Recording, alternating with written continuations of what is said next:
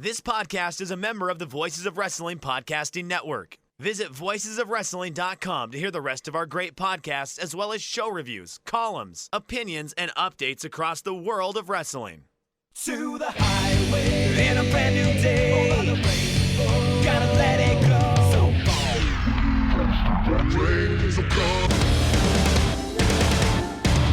Fast to freedom. Stars tonight together. Here everyone is singing.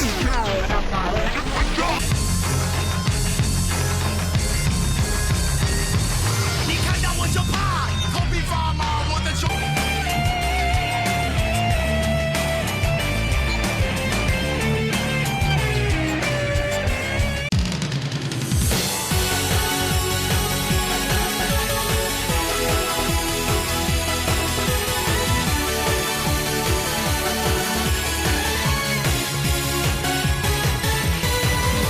Welcome back to Open the Voice Gate for March 24th, 2020. We are members of the Voices of Wrestling Podcast Network.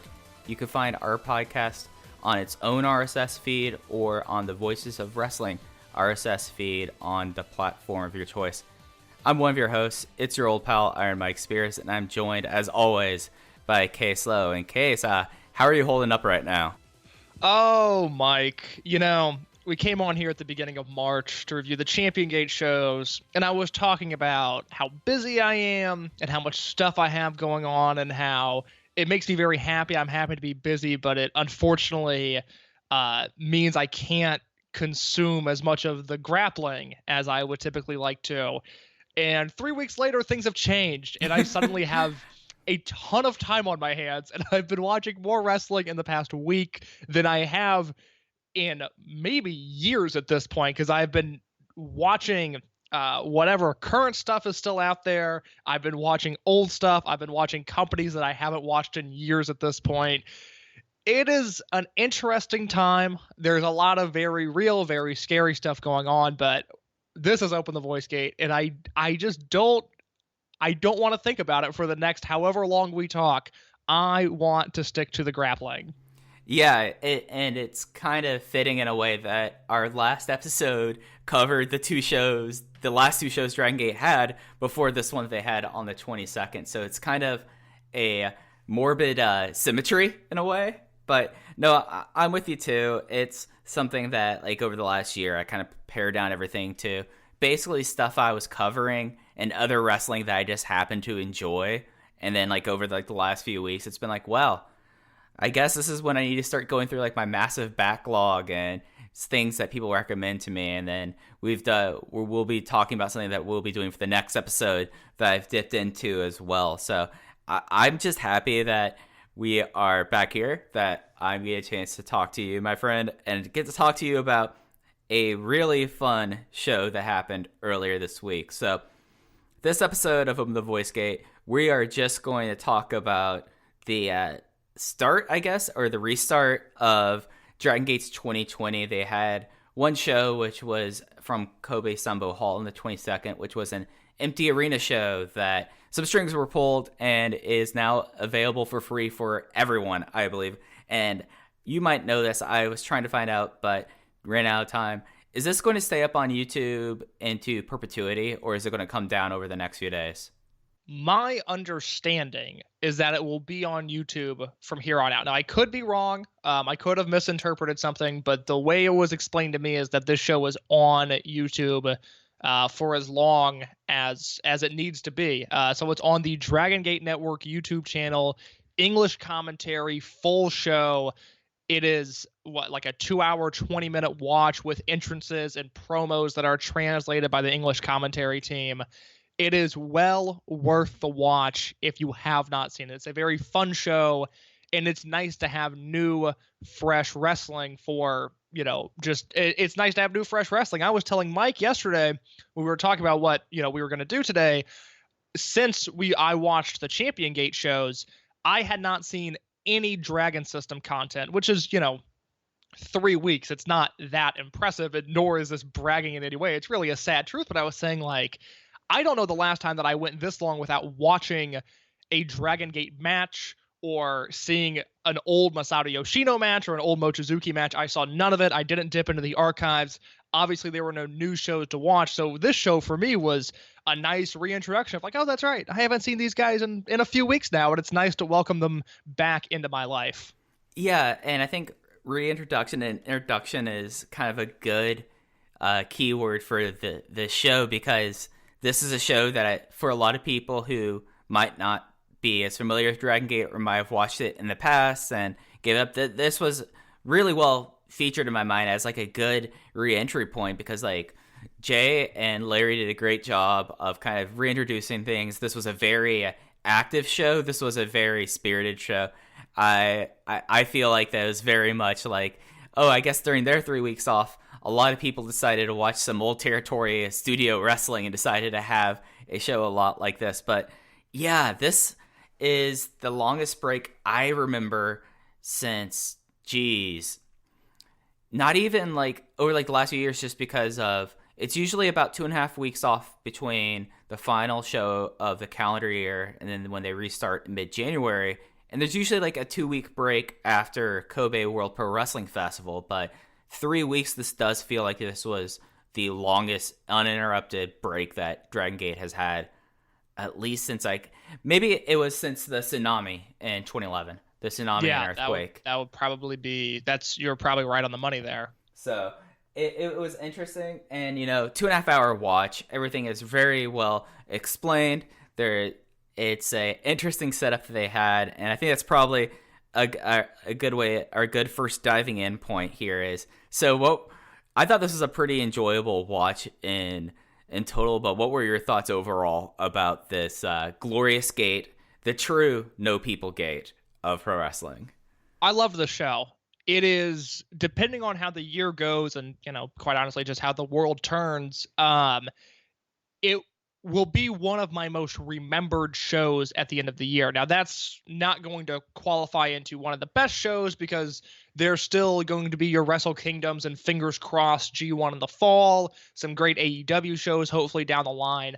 But this show will leave an impression on me, not only for the rest of this year, but probably for the rest of time as we go along, because it was presented in a way that was just so Dragon Gate. It just felt like they fully embraced this concept more than any other company has, including AEW, who I thought they were very close on their Empty Arena Dynamite show, of like they were really close to getting it and understanding the fun you can have in an empty arena.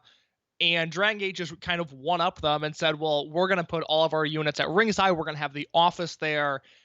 I want to touch on the English commentators now. It was Dragongate Jay and Larry Dallas once again, the New Age Bobby Heenan and Gorilla Monsoon, which is just funny comparing those two, the Dragongate announcers to the WWF announcers of the 80s, because the in-ring product could not be more different. But in tone, in quality, in their back and forth, Jay and Larry Dallas have this great sort of classic back and forth banter that they do.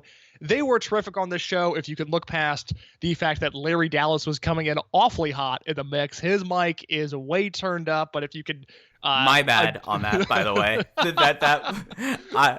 As I told Larry, I would much rather him be a little too loud than not being able to hear him and Jay at all. So I will take this over the December Corkin show. Sure, yeah, no. I say it's my bad because Larry always asked me, so how are levels? And I was like, after the Champion Gate shows, which one of the shows it was very hard to hear any of them. I was like, maybe tell them to pot it up a little bit. And boy, did they listen. Yeah. Got to get there with a Sharpie and just mark on their knob where it should be at. Just like at the laptop, just be like, okay, mark it now. This is where it should be at. But yeah, no, this was the two of them over pretty much the last 4 months. I think they've now done about 6 or 7 shows together dating back to last year. They've really kind of got this chemistry together that it's Bobby and Gorilla is a good comp just because of just like the back and forth, the making fun of each other. Like it's very clear that the two of each other have a kind of like at least on air, it feels like an odd couple relationship that's very enjoyable, especially like whenever like Larry tries to take credit for like some wrestler, and then of course then you have Jay saying like, well, you were responsible for Mondai Ryu, so we see how that's gone for you. And I thought that was really great. And We'll think about it from the fact that we both know the two on a professional level, and they could not be more opposite from that aspect. I mean, we talked about it last summer on the show of how iHeartDG and Jay's personal Twitter just disappeared at one point. He went away. As for Larry Dallas, you could not get rid of him if you tried. He is constantly letting his voice be heard on opinions. Sometimes, whether you ask or not, Larry Dallas will let you know what he thinks. And the fact that those two have been paired together and are in the booth is so wildly entertaining to me. I want to talk skateboarding with Jay. I want to talk life with Larry Dallas, but I just can't picture those two having conversations outside of the booth. But I'm so glad that they are in the booth together because it's really just a delightful pairing. I really enjoy what they do. Yeah, and it's something that I feel like that sometimes commentary, and it's such like a rote note with like AEW commentary and then like how WWE is so manufactured. This one, the commentary perfectly matched the vibe of the show, just from like the get-go, like that they acknowledged like what was going on here and like how things were, and then it just was a very, very like I think you were right when you said this is a show you're going to remember, like, because at least in the Dragon System canon, I feel like there is something where a lot of shows, and it's usually like by someone like me who has spent far too many hours of my life obsessing about this system of promotions, that you'll get like a show like the No Ring show that we've talked about before, that it kind of becomes apocryphal in a lot of ways. And this is something that makes me like so happy that they had this kind of very notable show and it's just out for everyone, and it's just like, oh yeah, no, this was the show where Gamma decided that he wanted to be a first Gong kid, and they completely played it straight. They did not have any like joking about it. They treated Gamma as if he was like a 7-year-old getting into the ring trying to say who his favorite wrestler was. And then the idea that like Anthony W. Morey during one of the brawls went over there, and then Larry picked up a chair and was using it as the self-defense, I thought was just an absolute blast. And it's hard to like walk away from this like 2.5 hours not thinking like, okay, this is a promotion that if I was not already watching, I have to start watching this promotion a whole lot more, just because it was just such a fun time. Well, it's just nice in any sort of creative venture, but especially in professional wrestling, and especially, you know, part of the wrestling that I've been rewatching or just consuming in this past week has been older sort of early 21st century American independent wrestling, because other than AAW, which I attend monthly when they run in Chicago, I have great disdain for the modern indie scene. I just don't like what's going on. I don't enjoy the style. I don't enjoy any of it.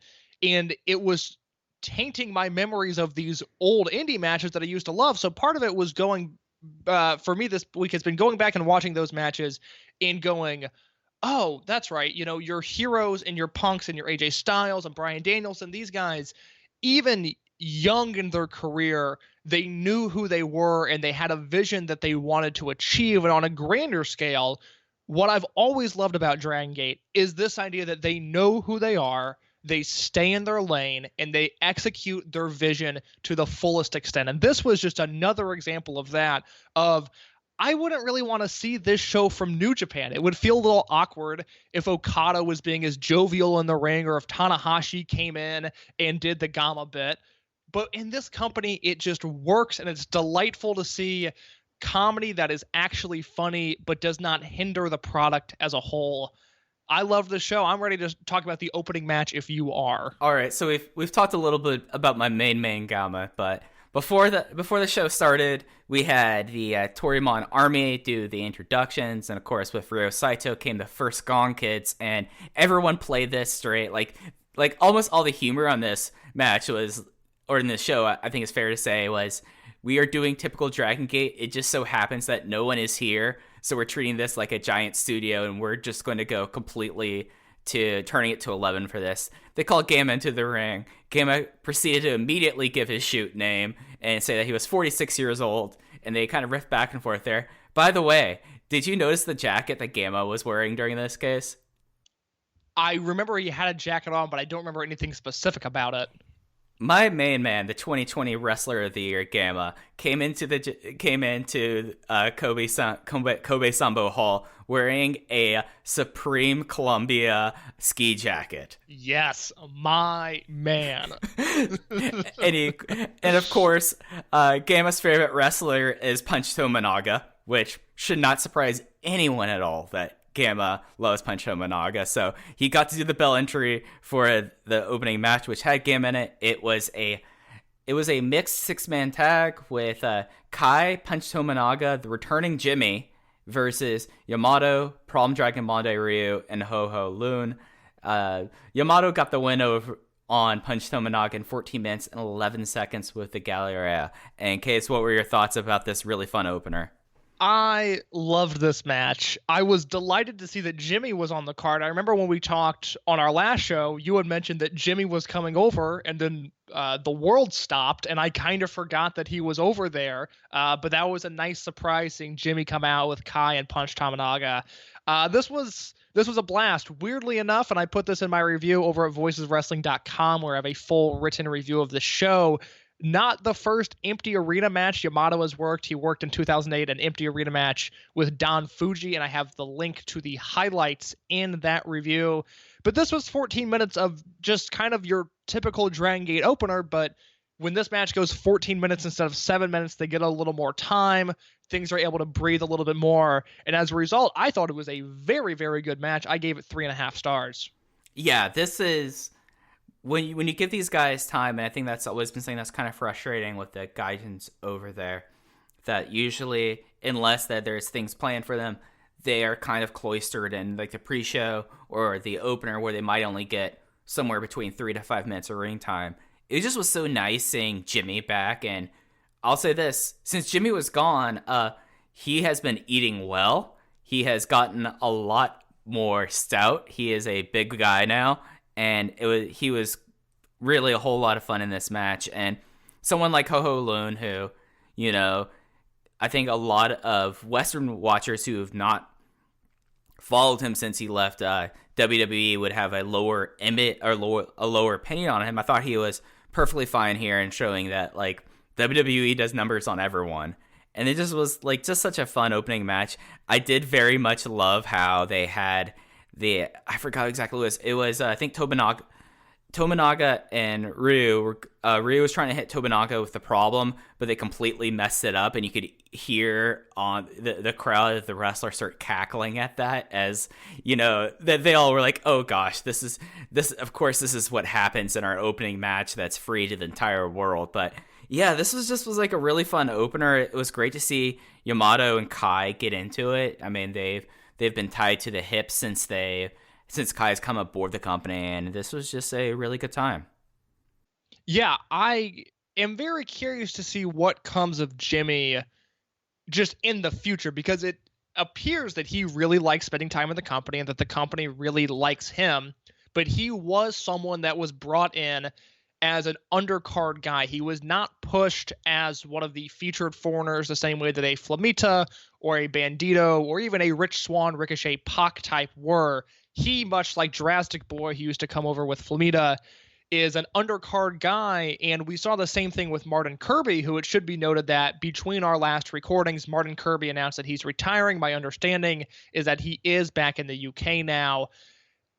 What happens? What do these guys need to do to progress? Because we had talked about this with Martin Kirby in particular, of he was putting in these great undercard performances. He seemed to be over with the crowd. The next 2 days after he announced his retirement on Twitter, our feed was full of wrestlers, of Western fans, of native Japanese fans, of Japanese wrestlers, everybody showing support for Martin Kirby, talking about what a great influence in the locker room he was, what a great wrestler he was, but he wasn't progressing up the card in the company. And I just wonder if Jimmy has made peace with the idea that he's just undercard fodder for as long as he's going to tour, or if we'll ever see any sort of resemblance of Jimmy joining a unit and being some sort of a push act, because I think he's very talented and he's showing just how much he's progressed just by working these openers on an almost daily basis during their normal touring schedule.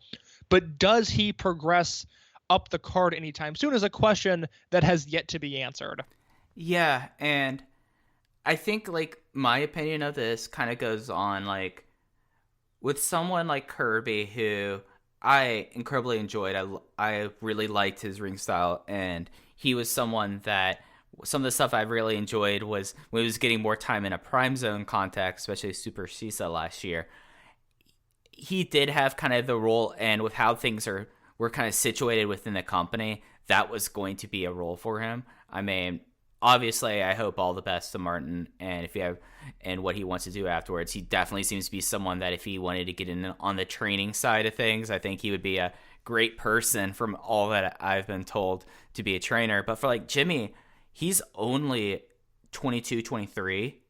Like, he is someone that is still very young, and they like him enough that, to my understanding, that this is going to be another 6-month tour for him. And I've seen it happen, and it's happened in this company over a while, that there's some people like Jason Lee who are immediately picked up and go like, okay, we want to have you. But with someone like with Jimmy, I feel like that who Jimmy is now on this show versus where he was on his first shows last year, he's already grown by leaps and bounds. And maybe it is that they want to get him to a certain point, or they want to see him constantly step up before he gets like picked up by the Trueborn Army, because I feel like that's the natural place for him. And I could see that happen, but it's also going to be something that he could very well end up being someone like Jurassic Boy, who would come in for months at a time and always kind of do the same thing and leave. So it's kind of hard, but it does seem like that Jimmy, that they do have a certain opinion about him that I think that they kind of like want to see how he grows, if that makes sense. Yeah, I think the fact that he's still being brought over and is featured at least in televised openers rather than match zeros or dark matches is a good thing for him. That shows that they have some sort of trust in him to deliver on a Dragongate standard. It's just a matter of whether or not he moves up the card, and I hope he does, because like you said, it's an entirely different wrestler than the guy we saw when he first debuted. I've said multiple times now that Ho-Ho Loon, being as entertaining as he is in these openers, is a test case to if you consistently work the Dragongate style, you will become a better wrestler, because there was a few people more clumsy and awkward in the ring during their time in any other company than Ho-Ho was. But in Dragongate, he is entertaining for his role. Yeah, and I've seen some of his other stuff that he did in Hong Kong after he left WWE, and I think that it's really a case, and also talking to some people who are more clued in with the South Asia and Chinese scene, that it just did a number on him. I mean, we've seen how it affects people who are like Western wrestlers who come over there, and they end up having some sort of issues and confidence issues. I could only imagine that'd be like exponentially worse if you're someone who is Asian coming in there, and even if you're from Hong Kong, that you are someone who can speak English. It's just like a different culture, and then the culture kind of messes with you, and the wrestling culture especially messes with you, that as soon as he got out of the system, I've noticed myself going like, yeah, you know what, for what he does, he's perfectly fine, and for this kind of role right now, I think Ho-Ho Loon is perfectly fine here. I completely agree. So like I said, I gave this match 3.5 stars. I really enjoyed it. Yeah, I gave this 3 flat. It was something that for what it was exactly what I wanted it to be. And there's like little moments that I was like, okay, that kind of necessarily kind of, I don't want to say dang, it just kind of was not necessarily reaching that higher standard for that. The second match was the only 3-way war match of the show. It had the Toryumon Army member Kagetora, the Dragongate Home Army member Kota Minoura, and the RED member Kazuma Sakamoto. So it's the only one that had all 3 sides of the generational war going on. It would be Kazuma pulling out the win, getting the half package pile driver on Minoura in 11 minutes and 20 seconds. And this was something. What were your thoughts before I get into mine? It was certainly something. I mean, you're right. I understand why this match existed in the sense that it was the 3 units doing battle, but I don't understand why it had to be these 3. That being said, it was not bad. I mean, I wasn't offended by this match in the slightest, but I also don't really know if I would call it good. The only moment that really stuck out to me, and it was the first of many times that this would happen throughout the night, but it entertained me every single time it happened was this idea that Sakamoto took Kota Minoura to the outside and threw him into a pile of chairs, which would typically send the guy, into rows of chairs. It would create this big disaster. But given the way the show was set up, he sent him into one chair, and the chair would just slide back a little bit. And whatever cool visual effect that typically is there by these rows of chairs colliding with one another was totally lost. And it was just funny that they committed to that multiple times throughout the show. But it was a fine match. I mean, I gave it 3 stars. It was certainly an undercard match with 3 mid-card to lower mid-card guys. I don't think it has any sort of grand consequences in the scheme of this feud. It was just a match to get these guys on the show, and for what it was fine. Yeah, it's something that kind of started one of the running themes, which was, of course, Ichikawa was in the front row, and he got beat up during this match, and that kind of became a thing that whenever RED had a match, Ichikawa was going to get beat up here. I guess the thing that got me about this, I went 2 3/4, was that usually when you have like a multi-team or multi-sided match in Dragongate, and this is something really for someone who might be new to Dragongate, usually these matches are what's considered a sprint, where they don't really necessarily go one-on-one that much. It's mainly, okay, one person, then another person, and it kind of develops a rhythm. And that wasn't here, because it really was, okay, 2 of the guys are doing stuff in the ring, the other guy's outside, then they throw the person out, then the other person comes in. So it kind of was like a never-ending gauntlet situation, and I think that kind of drew it down. I did find it very humorous trying to do the chair throw, but only having one chair to throw Minoura in. I thought that was fantastic. It popped me every single time, because multiple RED guys did it throughout the show, and every time I was just, you've become so just ingrained into the RED walk and brawl and throwing guys into the chairs and throwing guys into the crowd, and just to see it in any sort of differentiated context was just very, very funny to me. And I don't totally know why it made me laugh every single time, but it did. Yeah, and I think that's the thing about this show, was not necessarily a lot of this is high on star ratings, but a lot of it was just enjoyable in its way. And I think that's kind of like a takeaway. I did also like how on commentary, Jay was kind of describing Kazma's ring style, and talked about a conversation between Mochizuki and Kazma, where Mochizuki called him wacky style or something like this. And then Kazma looked up and said, you could always predict where a straight arrow shoots. You can't do that with me. And I thought that was a really kind of cool note there. Was a bold man, some confidence there from Kazuma Sakamoto that I wasn't expecting, but more power to him, because he is one of those guys that I take a victory lap on Sakamoto, and I have in the past, because his debut, which I believe was Dangerous Gate 2018, right? Everybody thought he was going to be Pac, and he was this mysterious X. RED was rebranding that night. They had gotten rid of the Antius branding, and I moved over to RED. Everybody thought it was going to be Pac. It was Kazuma Sakamoto, which just the context of the company at the time was like, oh God, what are they doing? And I watched that match and I thought, oh, you know what? Sakamoto has the footwork to do this. Like this might not be too bad. And he's developed into really a delightful member of the roster. Whereas even someone like Kai, when Kai's on shows, and he's had great matches in the company, and he fits in to a certain extent, but it's still like, ugh, this is Kai. But now it's like, whoa, Kazuma Sakamoto, my God, like, he can really work with these guys. And I think it's a testament to him to not be a dojo graduate or a true-born to any extent. And for Dragongate to put him in this match with Kagetora and Minoura, it says that he is one of them and that he fits the style, because this is a match that, certainly wasn't great, but it could have been so much worse had they not been able to work the 3 of them as some sort of cohesive unit in this match. But Sakamoto kept things together. Kagetora is always just going to be there. I'm not going to do my Kagetora thing about how I think historically he's overrated, and about how he doesn't try hard really ever at this point.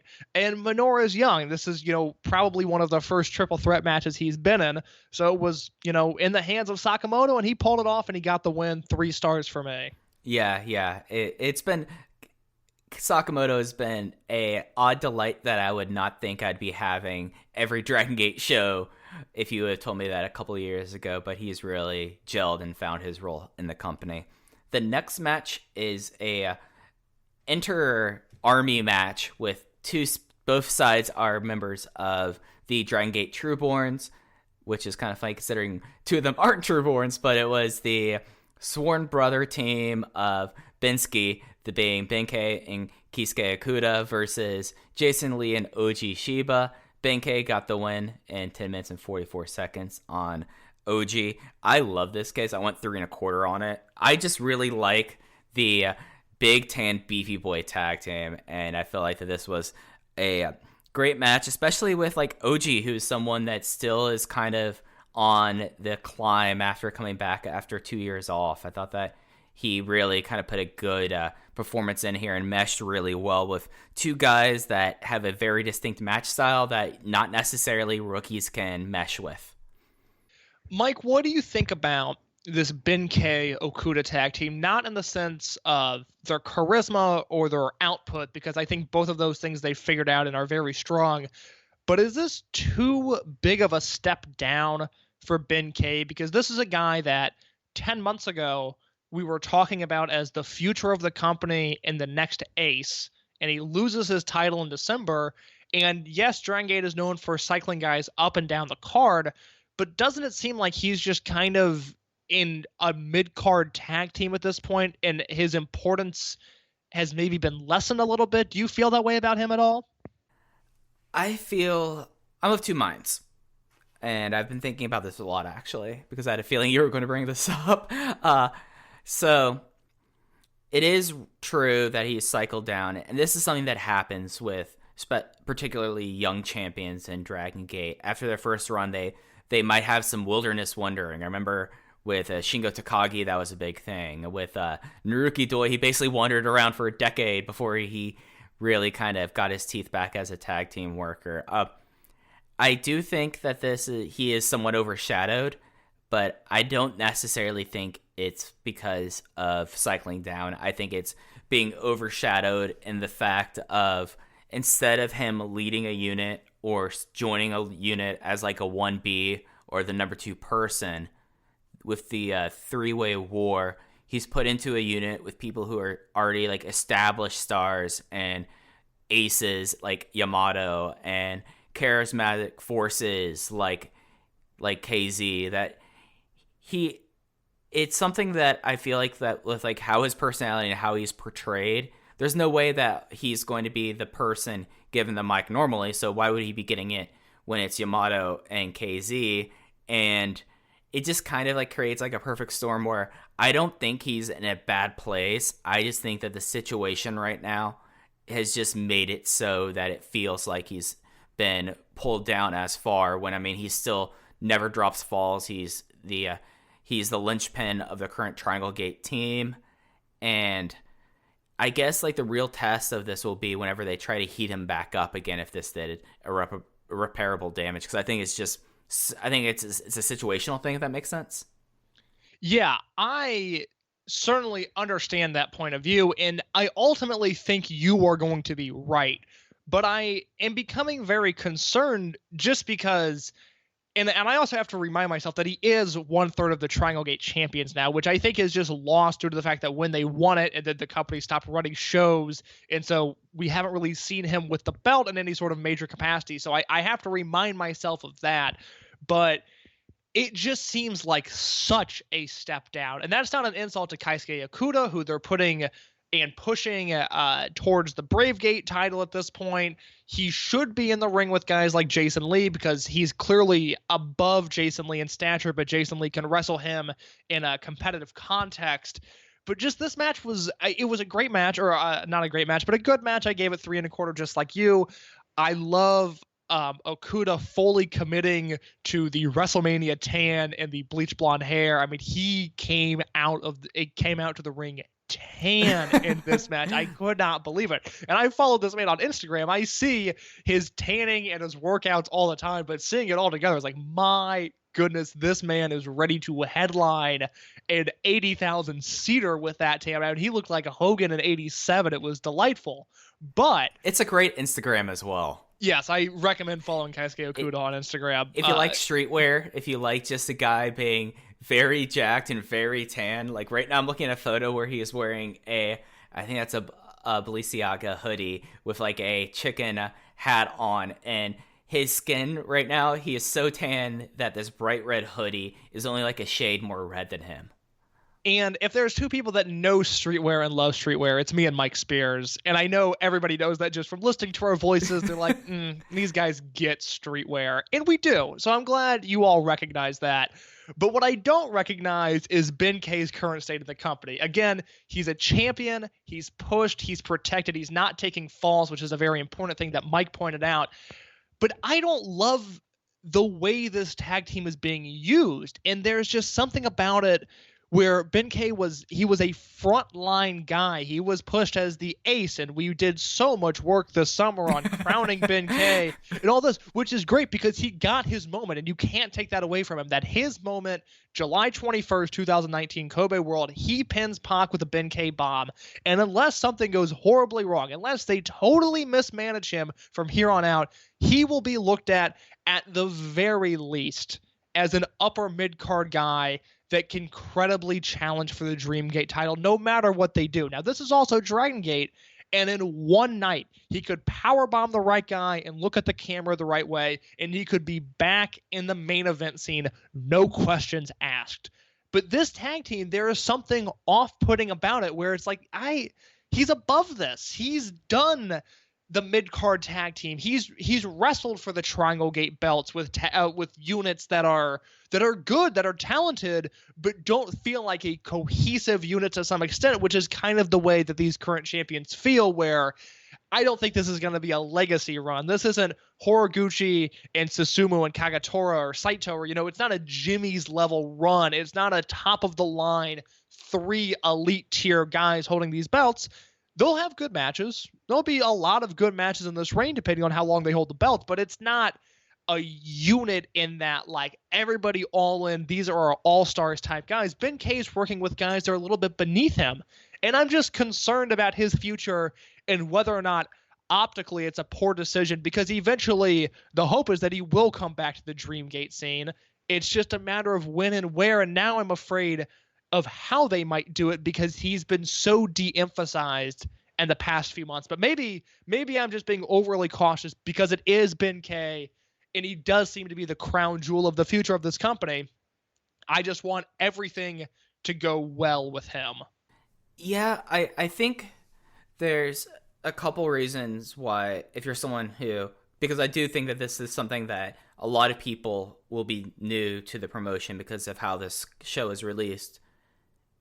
You're not saying this from a part of just being overly protective. This is a company that traditionally has cut their younger stars off at the knees. It hasn't been as much in this recent era, especially since the new management. They have not necessarily have done that to their younger stars, but there is a reason to be concerned. And yeah, I feel like that this Dragongate team, if anything, is more the platform for Dragon Dia than it is for Ben K, and they needed a linchpin for the team.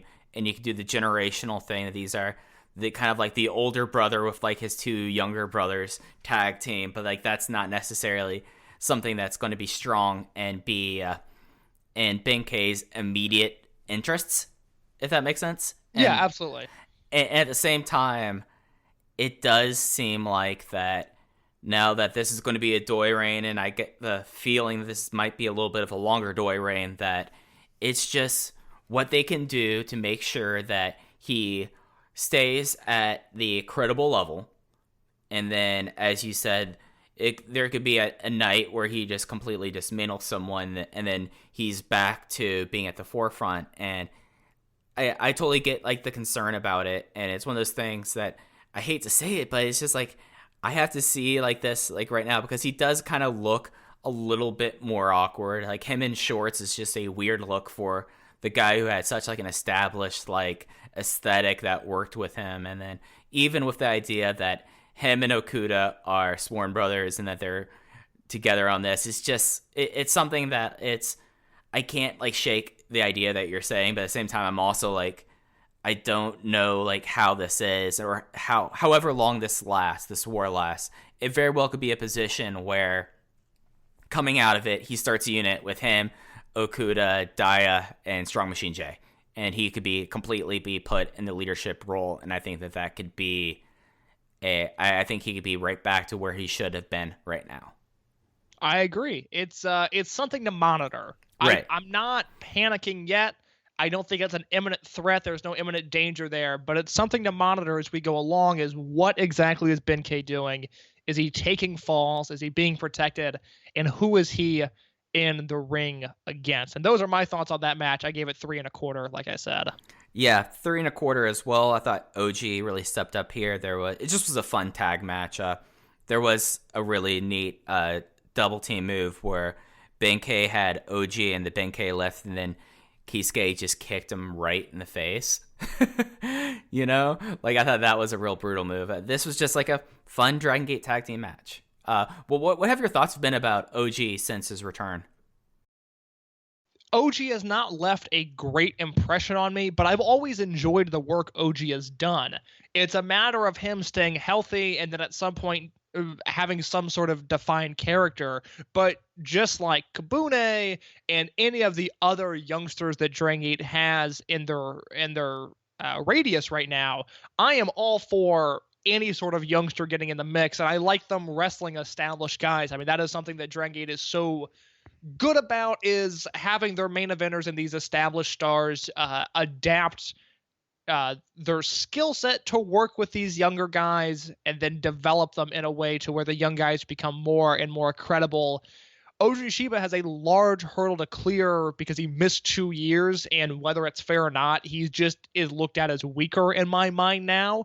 But in terms of in-ring performance, I mean, he has I don't even want to say he hasn't embarrassed himself. He's been very good. It's just a matter of him getting more reps and more opportunities.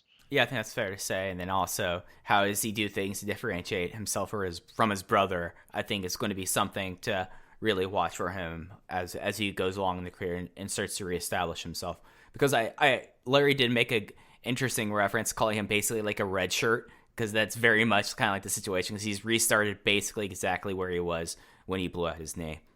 So match 4 was a Torimon Army versus RED match. This was the Master and Protege team, the Double Dragons, Ultimo and Dragon Kid versus Hyo and his best friend Diamante.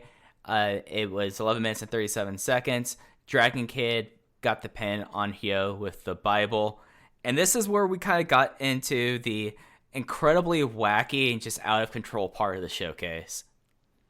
I am stunned that Ultimo Dragon worked this match, or right? Worked this show, rather. I cannot believe he showed up to this, and he's the one guy, and I'm not picking on Ultimo, because I've said my piece on Ultimo. I think he's probably more trouble than he's worth, at least in the ring. He's had matches that I find to be absolutely abysmal since his return, but he's also had excellent matches since his return. I'm real conflicted on it still. But this match he was exposed in this match greatly just because everything he did looked so soft, and against a guy like Hyo who's so small, it's like really like lay your stuff in there. Diamante, who is, in this company for someone to work with Ultimo because Ultimo likes him and trusts him, and a few of their interactions were fine, but I look at this as the Dragon Kid show. I thought Dragon Kid was so good and so entertaining in this match. And historically, he's just one of those guys that, because he's never been a Dreamgate champion, he's never worked at the top of this promotion. When guys that have worked at the top of this promotion are slighted always to some extent in a historical context, a guy like Dragon Kid, it just is going to get the raw end of the deal kind of no matter what. But you watch a match like this and you think, well, he's in his 40s at this point, and he's still able to do all the things that he does. I mean, my God, he was good in this match. Ultimo aside, because Ultimo brought nothing to the table really other than his kind of modified monkey flip spot where he sent Diamante over the top rope. I love that spot. I always think it looks very good. This was an entire match built on Dragon Kid being great, and because of that, I gave it 3.5 stars. You see, I'm going to argue from a different sense of, I thought that since obviously the endpoint is going to be some sort of big singles match between Ultimo and Diamante, watching this match in that mind, I ended up enjoying this for kind of like them both going for like mask tears and just starting like the lucha kind of build up for it. And I thought that was fine.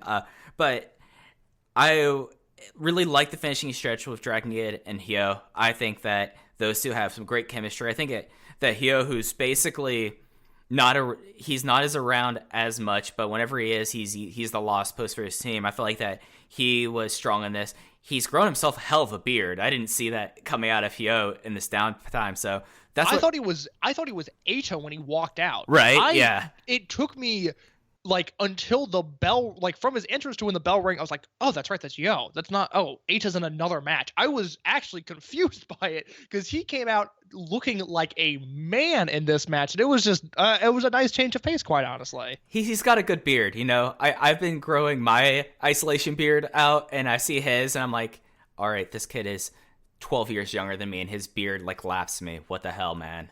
So I thought that was interesting. But yeah, no, this is a match that I think with like Ultimo, like he had, if you leave Japan right now, there's no promise that you'll be able to do anything for 2 weeks when you get back into Japan. So he's not going to go back home or go to his estate in Mexico. He does apparently have a very palatial estate, by the way, Case. Oh, you're kidding. Oh, it's lovely. Another great Instagram to follow is Ultimo Dragons. There's a lot of him sipping around, being incredibly handsome and drinking wine at his estate. I appreciate it a whole lot. This is what I've done in this time off, is like watch people's Instagram and see what they've been up to. Yeah, no, I've never seen more Instagram live content than this past week, which for me, it's been nice because a bunch of musicians that obviously can't tour right now and don't, are struggling to find a source of income, they've been doing live Instagram shows, which has been very fun. It's just something different. And every night I can kind of take my mind off of just everything that's going on. Ultimo Dragon, not on my list of follows, but someone I will definitely lurk after the show to see what's going on. Because I'm just fascinated by the life that man lives. I mean, he's very much a wrestling man of leisure, and in life, yes, he is. I've seen him work. He is leisurely. So, he does have some life goals there. I mean, I would like to have just a nice brawl instead of like a full bore match. I mean, it's aspirational, but yeah, this was kind of the start of RED tearing up Sambo Hall. This is really when Stalker Chikawa ran into the ring just to eat a suplex, which had me just start laughing out loud, which was a tremendous moment. That was you're right. This was the start of a lot of interference coming in. Some of it was welcome, some of it wasn't. But the Stalker Chikawa suplex spot, by all means, welcome. That was just highly enjoyable.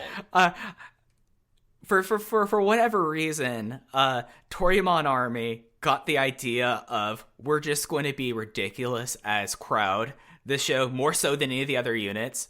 And I feel like that, just wanted to point out there, Genki Horiguchi getting everyone's autographed, and he's going to go put those autographs online and sell them. Oh, absolutely. And he should, because Genki Horiguchi is a hustler first and a wrestler second, and it's nice to see him have an opportunity to hustle on a Dragongate show. It was delightful. Exactly. So, I don't really have much other thoughts on that match.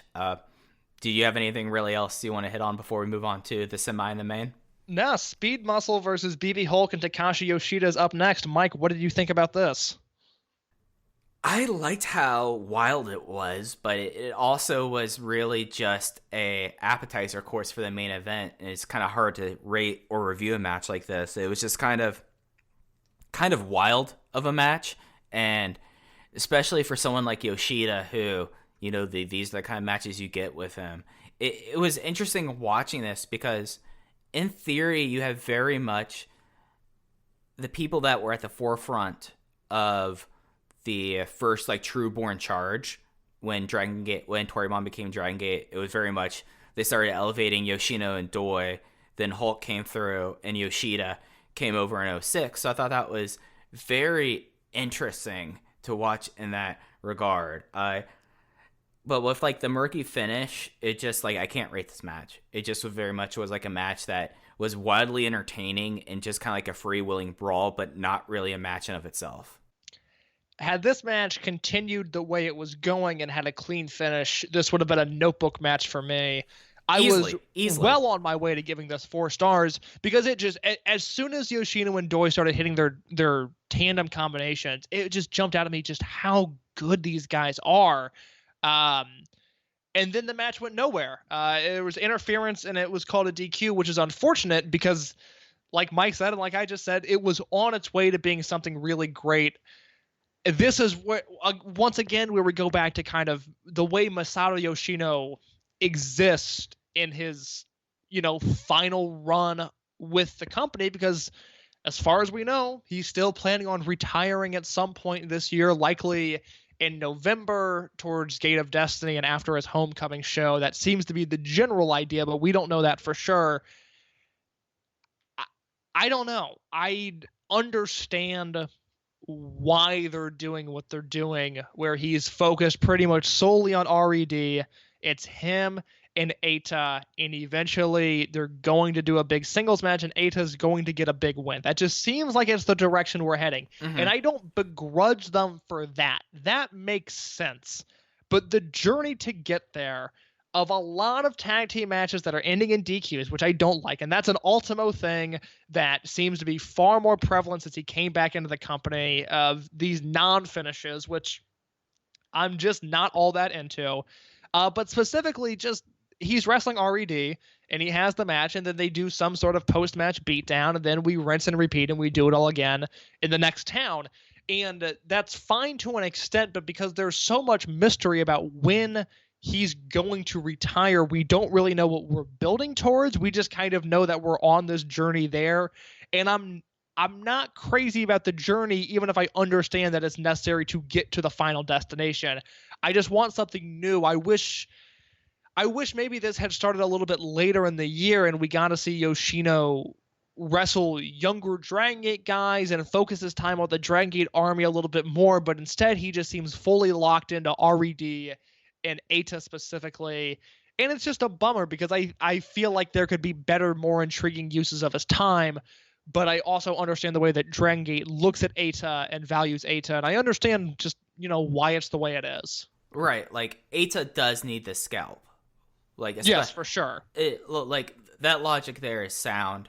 They tried to do it with his suit of Dragon Kid. It didn't necessarily have it because, it's Dragon Kid. Like, as much as I love the guy, he's not the guy waving the banner for the company. But yeah, it's one of those things that I would, when you talk about fighting the Trueborns, I started immediately imagining, what if he just had like a bunch of like exhibition road matches between Kabune,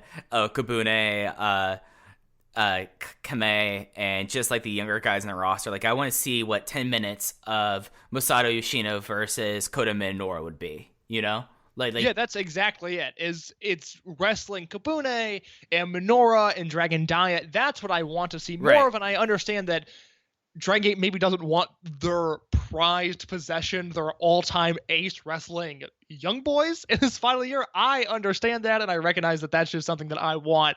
But there has to be a middle ground between that and just the constant RED bickering and nonsense that we see on a consistent basis. Right, yeah. And even with like a brawl that like involved Kobune giving like a textbook Ippei scoring judo throw on Yoshida in the middle of the ring, it just got kind of ridiculous in this. And hey, if they want to have something case to keep Masato Yoshino happy and busy, as soon as this quarantine's up, as soon as international travel happens, I'm coming, Masato. I'm bringing my glove. We're going to have a catch.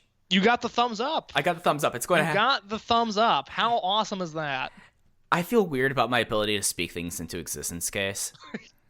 Well, you're so powerful. I mean, as someone who has weird levels of egotism, and I'm not necessarily a full-on psychopath, but I understand like the tendencies of that. Not necessarily, but you're on the track to being there. I've seen the way you do notes. I've seen the way you organize your life. Not a psychopath, but close. But there are some tendencies that overlap. I do care ultimately too much for the welfare of other people to be classified as a psychopath. Oh, you're such a giver. You are so kind, Mike. I mean, that's I try. That's the one difference, is that you're too nice to be a psychopath. How generous and how humble of you. I'm so glad that at these trying times, Mike is here to remind us he's actually too kind to be a psychopath. It's really brave of him to admit. But he's here doing it. That's the cool thing about Mike Spears. He perseveres kind of no matter what. Hey, we're going to get through this, and I'm going to help us get through this. Yeah, everybody just listen to Mike. Everybody, let's just get some knives, go into the woods, live the Mike Spears lifestyle. Hey, I might have bought a bunch of knives last year, but in retrospect, was that such a bad idea? No, you were ahead of the curve. I mean, I've almost picked up the banjo. That might be my next thing case. Oh, no, it will not. Just imagine how bad the audio of the show will become if, in recording, when you're talking, you just hear me like slowly plucking. It might make some of my monologues a little more entertaining if I can get some like under that some banjo music in the background. That might be nice. We'll go to the chalkboard. We've both have some time on our hands right now to experiment with the show. We need Iron Mike's Real Americana Band on. Of the show. Course That's we it. do. That's yeah, it. Get some Aaron Bentley action in here. That seems like something he might enjoy. Hey, we've talked about it. We've talked about it. We might get to a point where somewhere in the backwoods of Appalachia, Aaron Bentley and I, he's been learning mandolin.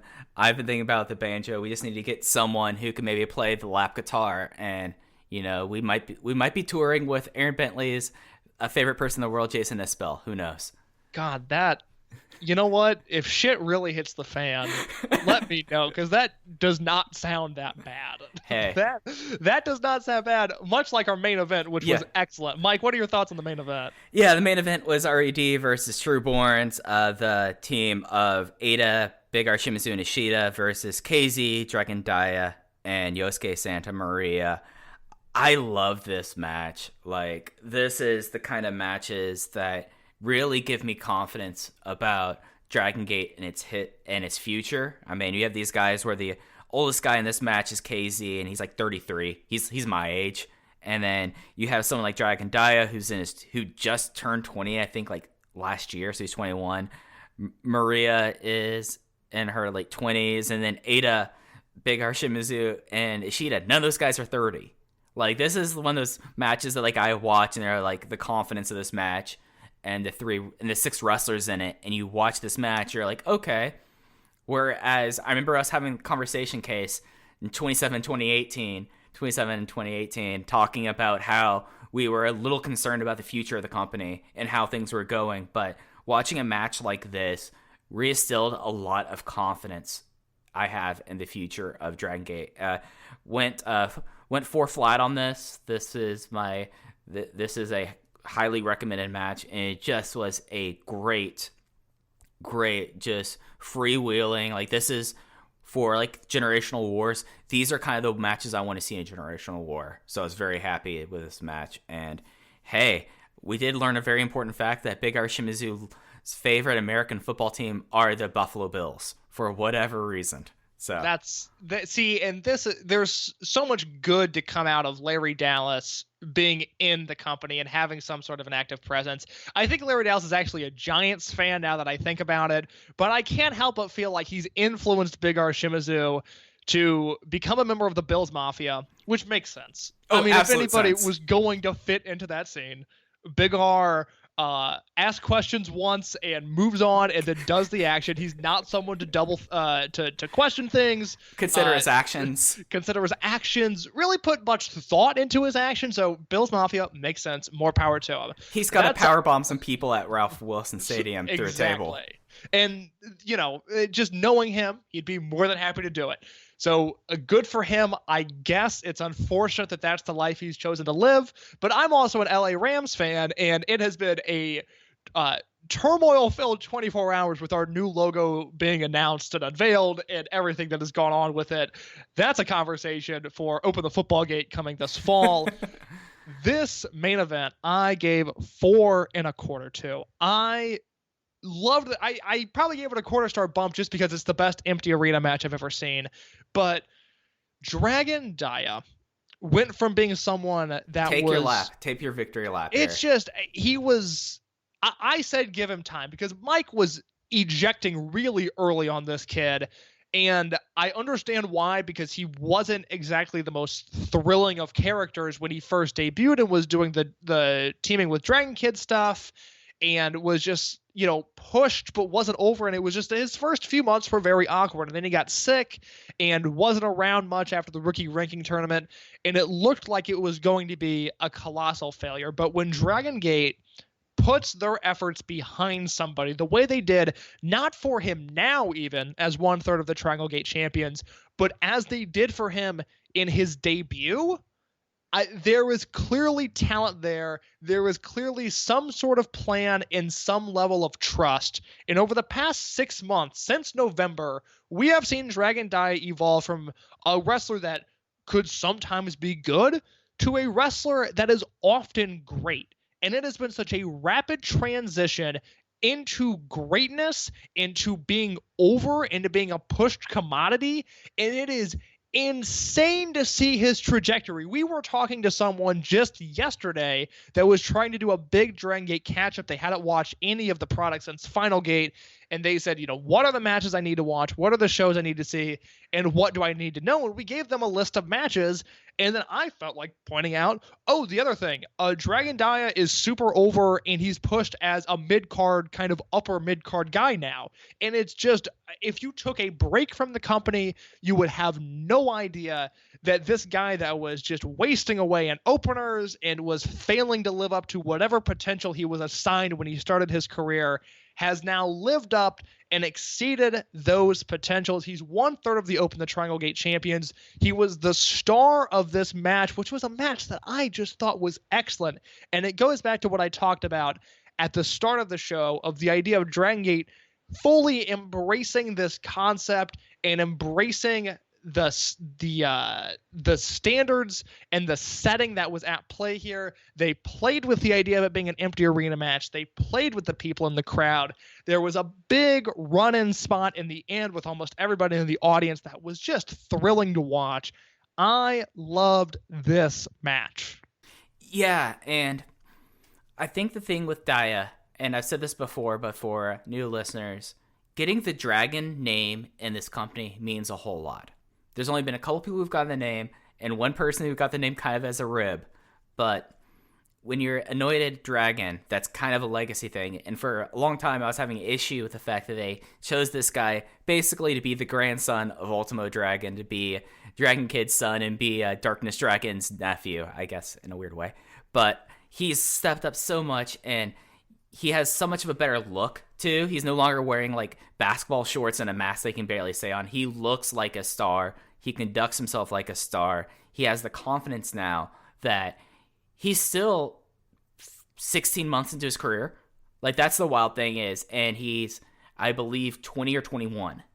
And putting him in this position and putting him as the focus of this match really gives so much confidence into a guy who this time last year was struggling even to make the card. And I find that remarkable. And he's really put together his offense. He had this really crazy flatliner DDT by Dia Nishida. And hey, here's the thing for the future. Kaito Ishida is probably going to be the big heel in this company in 5 years. And he, I think, has the certain charisma to be a top-line heel on the levels of how Yamato when he was a heel, Naruki Doi as a heel, Shingo Takagi as a heel. He gets the characterization. And you know who's going to be standing across from him, Case? Who's that? Dragon Dia. Amen. And I think also some credit should go because Maria has had a great finishing sequence in this match, just completely doing the best traits of the Maria character. Basically has, over the last few months, dropped nearly every Exotico thing about the character and just is focused on being the plucky babyface, which is the best Maria. I think that's easy to say. I completely agree. And great finishing segment and having the idea of Ada and Big R Shimizu, which I still feel like that's just going to be a big feint, really.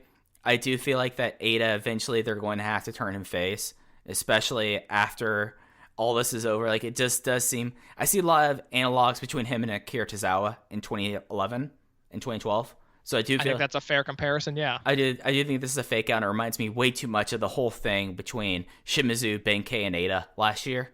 And KZ, I mean, KZ is always great. KZ was great here. He kind of was the glue of this match, and it just was something that this was, as you said, doing a empty arena show and basically making it into a, other than like the conceits of Dragongate, other than obviously the culture differences, if you would put this show up to something that was taped at the Sportatorium, or was taped at the studio in Atlanta, or I forget where they used to tape Championship Wrestling from Florida, this was not too dissimilar from this. I mean, or Memphis. Like, this match was very much like a Memphis main event in a lot of ways. I think the sooner that people see the territorial similarities between what Dragongate tries to do when they tell their stories and what those promotions you just mentioned try to do, yes, the in-ring style is drastically different, but it's also, I think, we've talked about it at length before, of just the unfair criticisms of the Dragongate house style and how I don't think they're accurate to the people that are still wanting the territories and that style to be prevalent and relevant in today's modern wrestling landscape. Obviously not the same in the ring, but we're also in a different world than we were then. But storytelling wise, other than maybe New Japan's biggest matches and their biggest stories, no company tells stories quite like Dragongate does. And this was 2 hours of fun, story-filled professional wrestling. I loved this show. And as someone who, historically, this is my least favorite stop of the month. This is always usually the show that Case gets 10 DMs for me complaining about how dry the shows are. This was a show that, I mean, this was like no Corkin level output, but given what the times are, incredible show, incredible watch. And if this is what they decided to do, like this kind of thing for their monthly Sambo Hall shows, I will watch this every month. I will gladly watch this every month and not complain. The dirty secret is that, given the fact that there was one row of chairs on each side of the ring, this crowd was still likely louder than a sold-out Sambo Hall show at this point in time. Right. And that is something that I could not stop thinking about as I was watching this, was Genki Horiguchi at ringside as a fan, air quotes fan, was making more noise than pretty much any Sambo Hall fan combined over the past 3 or 4 years, because this venue, while it's important to the Dragon system, has become dire in terms of fan reaction and also in terms of wrestler output. And it was so nice seeing the venue transformed into something else. And it was just a good time.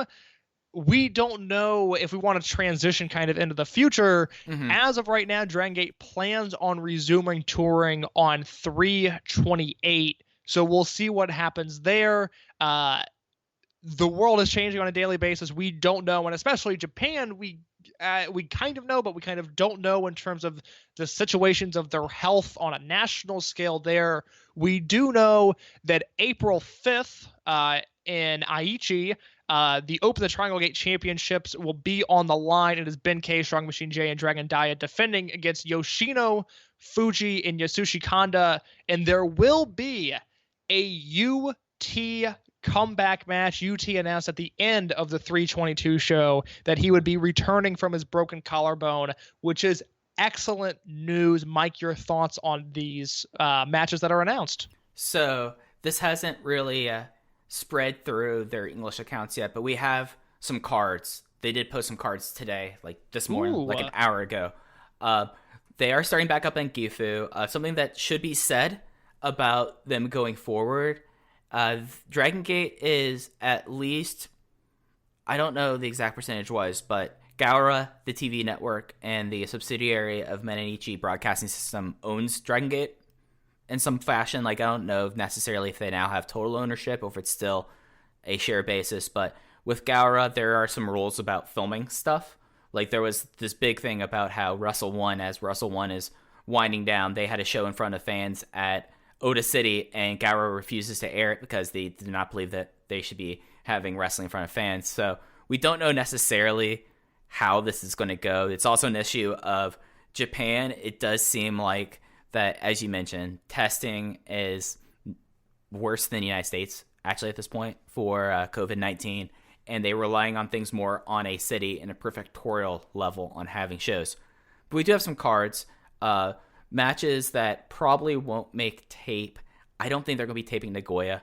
Like, this is not a normal stop that they would tape, even though they are having a Dragongate match. Everything leading up to it, there's nothing really worth talking about. They will have a show in Shizuoka. They'll have a show in Chiba, the show in Gifu that you mentioned, and then a show in Nagano. But the show in Nagoya, as you mentioned, UT is making his return. He broke his collarbone in the middle of King of Gate 2019. That was in late May that he got injured, so he'll be back within just under 11 months. They did announce who his return match is, and this is a match that I hope it makes tape somehow. Whereas UT's return in front of his hometown, him and Kento Kobune's hometown, his return match is one-on-one with KZ. Oh, God, that sounds excellent. Yeah. There's a lot of real interesting stuff on the show. There's a tag match of Naruki Doi and Dragon Kid versus BB Hulk and Kazuma Sakamoto.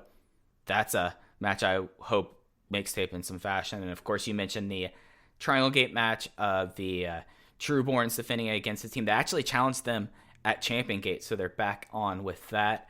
We do also have at least one match coming up for the Korakuen show on the 8th. It does seem like that they are running that Korakuen on February 8th. It was something that some people are running Korakuen now. Some people are running Korakuen empty arena. Some people might as well be running it empty arenas because people aren't coming out. And we do have there's two matches actually for that show as I pull up that card. The first one, as we knew for a while, was going to be the GHC tag match that was supposed to happen at March's Korakuen, which was going to be the GHC Tag Team Champions. Of course, that's from Pro Wrestling Noah, of Masaki Mochizuki and Naomichi Marufuji will be defending against the RED team of Takashi Yoshida and Diamante. But also announced last night, there is going to be an All Japan Junior heavyweight match between Susumu Yokosuka, who I think will be making his fourth defense of that title case. I think that's 4. Something like that, yeah. He'll be defending against the representing Pancrase Mission, Hikaru Sato. Yes. Bizarre matches for a Dragon Gate Cork. And the other thing to note is that as of yesterday, we found out that the Japanese government had asked for, quote, large-scale events, although there's no definition of what that is, but they asked for large-scale events in Tokyo to be canceled through April 12th. This Korakuen falls on the 8th, so it would be in that time frame. I tried to find out if they were planning on running an empty arena Korakuen, much like they did for this show, and I could not get the answer from the people that I talked to. So I don't know what the state of this show is going to be. I don't know what it's going to look like. I don't know if it's going to happen. Right, yeah. But if it does, a GHC title match or a tag team title match in an All Japan Junior heavyweight title match happening on a Dragon Gate show is truly bizarre. Yeah, and this would also be the last Tokyo show before Dead or Alive, because really, if it wasn't for the shutdown, the Champion Gate's kind of the start of the road to Dead or Alive. That's usually where things start to build up. They have still announced that Korakuen show. They're supposed to have 2 shows in Hakata on the 19th. That is the afternoon evening doubleheader.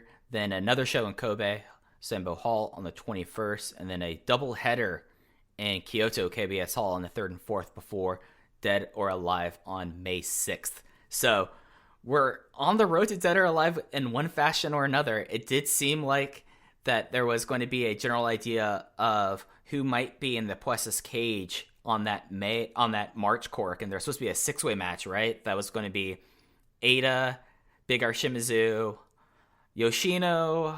I'm naming people off the top of my head, I think, that were in it. Yeah, let me see if I can Yamato. find I think Yamato was supposed to be on it. Because we did have, I believe we had the full card for that Cork and Hall show, But other than the GHC title or the GHC tag team title match rather, which they are rescheduling, I do not remember what it was, but yes, the main event was going to be a special 6-way match. Yamato, Yoshino, Kai, Eita, BB Hulk, and Big R Shimizu. That was going to be the main event of Cork, and there was also going to be that Dragon Dia versus Yuki Yoshioka singles match, which never happened. Now Yoshioka is set to go on excursion, but he probably can't leave the country right now. Right. So who knows? Things are changing on a daily basis, and I hope that Dead or Alive happens in its traditional form because it is always one of the most entertaining shows of the year. But Mike is right. They're running out of Tokyo dates to build to this show, so it will be very interesting to see what happens there. Yeah, and there's also supposed to be a debut coming up of another rookie. So they'll have 4 pure rookies supposed to happen on the 11th in Ishikawa, but we don't know necessarily what's going to happen there. But we'll try to keep everyone up to date. This is probably the best way for us to do so. We'll be on our Twitter account at Open VoiceGate. But yeah, this is a very situation in a lot of flux. So we'll see how things go from there. And that's how things look like they're going to be for the next few months. We will be back soon with another episode of Open the Voice Gate where we'll be doing something a little new. Okay, so you want to preview what we're going to be doing on the next episode? Mike and I have discussed for some time going back and watching all of Dragongate USA, and we will at least be attempting to do that project starting with our next episode in a full review of Open the Historic Gate live from the ECW Arena, July 25th, 2009. So keep checking your podcast feed because that will be there sooner rather than later. Yeah, I think basically our idea is, while things are a little crazy, that it's easy for us to just watch these shows and talk about it. And I don't know what our plan will be with going on this. If things ever get back to normal, I assume we'll probably be doing an episode of this a month, kind of reviewing, going back through it. And that should be coming your way soon in your podcast feed. But I think that's it for this episode, Case. This has actually ended up being a shorter one, but it's good to be back talking Dragongate. Absolutely. I should note one real quick news bit just before we go, because like I said, things are changing so quickly. It broke that while we were recording this episode, that Ultimo Dragon's Dragon Mania show, which is, I believe, May 29th, has been postponed. I only mention that because it was supposed to have Dragongate talent on it. I believe Yamato and Shun Skywalker, among others, were confirmed for it. So that has been postponed to a later date. So we're now seeing shows even towards the end of May that are facing some sort of ramifications due to the health crisis going on. That's all we know on that. I just feel like that's worth noting at the end because it does have Dragongate talent on the show. Other than that, that is all I have. You can follow me on Twitter at @_InYourCase. At least for the time being, I'm doing an IWA Mid-South rewatch on a daily basis. I've got a list of matches. I'm watching one a day. That's been a fun time. And if you have not seen on my Twitter, I recently recommended 50 PWG matches that you can watch while social distancing. They are all available on the High Spots Wrestling Network. So I highly recommend, if you've seen Glorious Gate, the No Fan show that is on the Dragongate Network YouTube, to dive into some PWG because there's a lot of fun stuff there. A lot of Dragongate talent is featured on that list.